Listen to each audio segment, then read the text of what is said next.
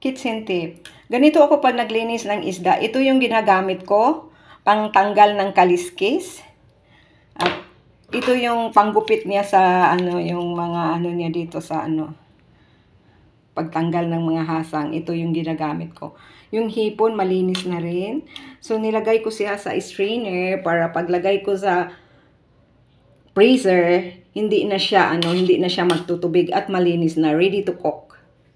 So, sa karne din, so, ground pork, ang ginagawa ko rin, hinuhugasan ko muna. So, nilagay ko sa strainer, patuluin ko muna yung tubig, tapos nag-prepare ako ng Ziploc. Yung Ziploc na plastic lalagyan ko, nilalagyan ko ng date, para alam ko kung gaano siya katagal. So, bago ko siya ilagay sa Ziploc, hatiin ko na siya para isang lutuan lang. So, pag nagluto ako, ready to cook na lang, wala nang hugas-hugas.